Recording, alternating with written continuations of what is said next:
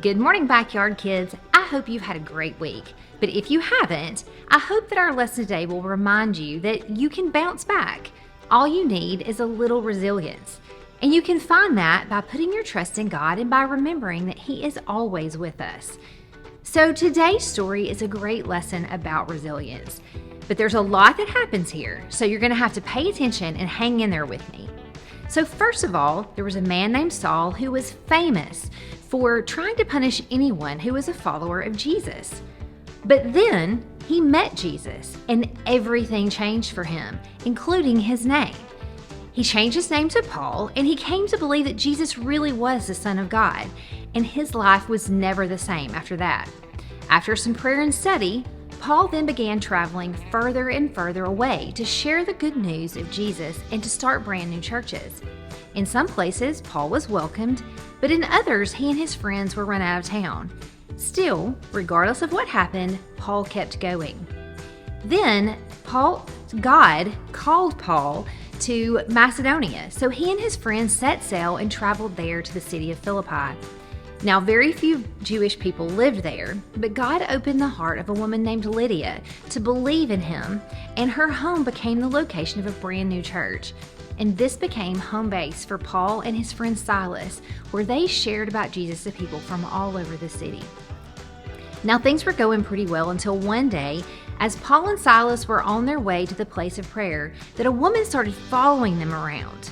Now, she was acting really strangely, and she was calling out that Paul and Silas served God and that they were telling people how to be saved. And she did this for several days.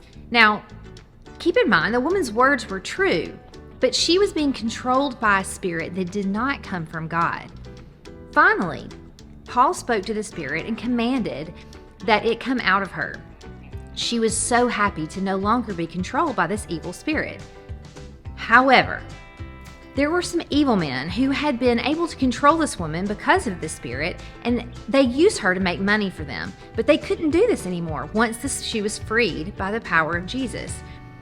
Needless to say, they were not happy. So they grabbed Paul and Silas and they dragged them into the marketplace to face the judges. The men claimed that Paul and Silas were making trouble, and unfortunately, they were beaten, whipped, and then thrown in prison. Now, Paul and Silas hadn't done anything wrong, but here they were, stuck deep down in a dark, damp prison. It would have been really easy for them to be discouraged or to sulk or to complain, but they didn't do any of those things. Instead, they chose to pray and to sing songs to God. And then, out of nowhere, an earthquake shook the entire prison. All of the doors came open and everyone's chains were loosened.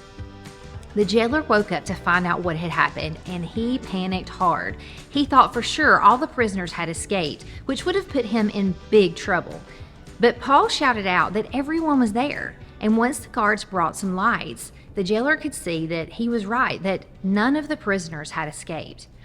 Well, from this interaction, the jailer could see that there was something totally different about Paul and Silas, and so he asked them what was different, and he was amazed by their faith in God. So he asked them what would he need to do to be saved, and they told him to believe in Jesus as his Lord and that he and his whole household could be saved. The jailer then took them to his own home and washed their wounds. Paul and Silas then shared about Jesus to everyone there, and all of them were baptized. But then early the next morning, the judges sent a message to the jailer with instructions to quietly release Paul and Silas.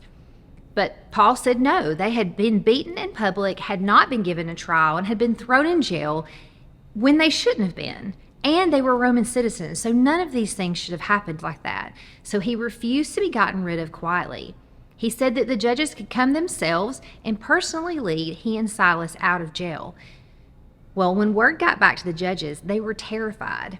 So they came and got the men from prison, and they apologized and they led them out, but they did ask Paul and Silas to leave their town. So Paul and Silas returned then to Lydia's home, and there they met with all of the nearby believers in Jesus and encouraged them to be brave no matter what happened. Paul and Silas then left that area, but they knew that God would be with them through whatever they face next. See, that was a lot that happened. And through all of that, Paul and Silas chose to bounce back. And guys, we can do that too. No matter what our ups and downs are, we can choose joy no matter what. We can always find a way to be joyful, even when we're facing tough times.